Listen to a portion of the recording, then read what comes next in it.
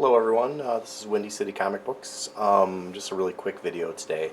I just came from the Chicago Comic Con, the C2E2, and I just picked up a handful of books. I usually don't buy a lot of books at the Comic Con. It seems like a lot of the CGC stuff is like kind of overpriced, but you usually get some like good deals on raw books. I seem to save like more money or get better deals like when from auctions. You never know who's going to bid, and sometimes you get a deal. So, but pretty much with those dealers, I'm sure they have their costs figured in there, and they can't really mess around too much. But anyway, this is the first book. It's a book I just like the cover, and I also kind of like horror comics too. The Witching Hour. It's number 10.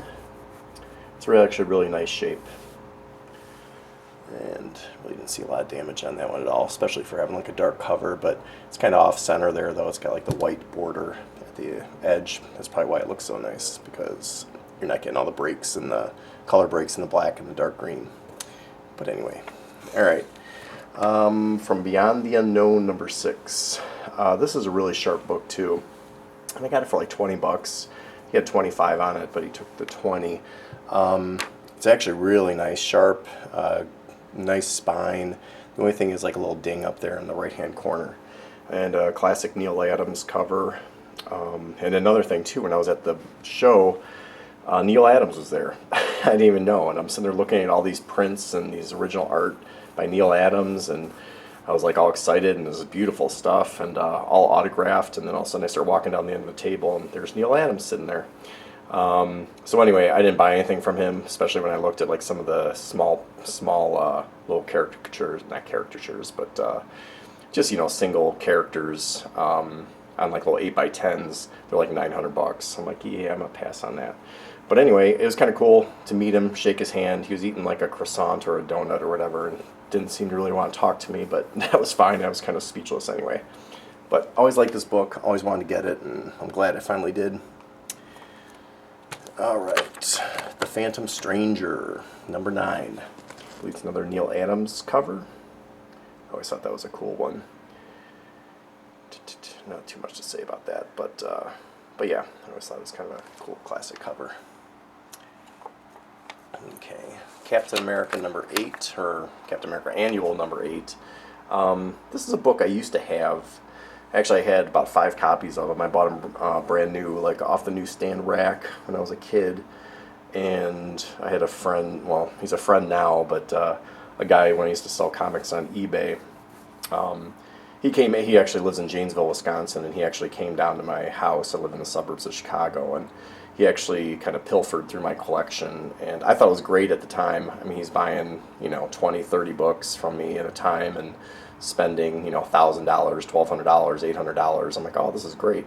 But anyway, I kind of look back, and I'm like, oh, all my Amazing Spider-Man 252s and all my X Factors number 5s and 6s, and, they're all gone. So, but anyway, yeah, I always thought this was a cool cover, and it was a decent price. And the book looks immaculate. I can't find anything wrong with it except for up in the top left corner, there's just a little bit of paper, but it almost looks like it's extra. Like it's not like a torn off cover or corner.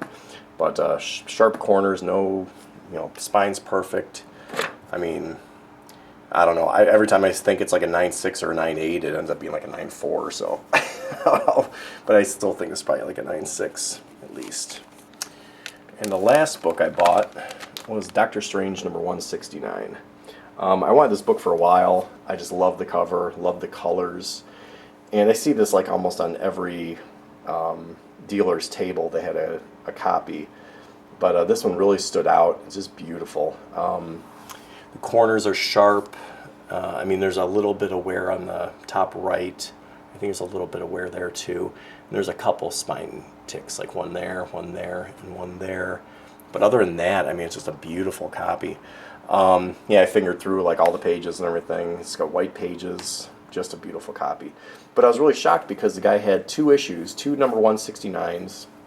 He had them both graded the same, and he had one copy that looked more beat up than this copy for 275 bucks. And this copy was, what was it, $230. And I was like, it must be a mistake. So I went through the entire book, and I figure if they're doing all these conventions, or I see a lot of these dealers from last year too at the Wizard World and C2E2. Maybe they don't change their prices and go through all the books. I don't know, but anyway, it was 230, and I asked the guy, you can go negotiate on prices at all, flexible at all, and he said, "How about $200?" And I took it right away. I would have paid 230 for it. Shit, I would probably have paid 250 for it. But anyway, that's it, and it was fun going to the comic book convention. But I think actually, as far as money wise, I mean, I think I got some decent deals. But I think money wise, as far as, because I work nights and I work at weekends too, so I had to take off work.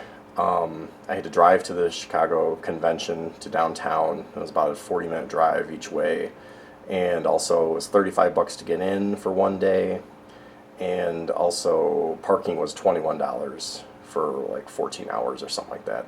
Of course, I wasn't there that long. But anyway, yeah, just missing work on the money at work, and then also all the money, the time driving back and forth, and then also, the cost of getting in and whatnot.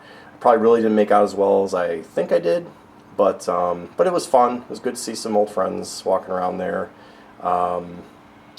Dealers are recognizing me and stuff now, so that's kind of weird, but even guys I haven't bought stuff from. But yeah, it was still kind of neat, and you see everybody in their costumes and all that stuff. But this might be the last convention I go to, just money-wise. I mean, it's cheaper, I think, for me to buy books on all the other websites, Comic Link and Comic Connect and all those other ones.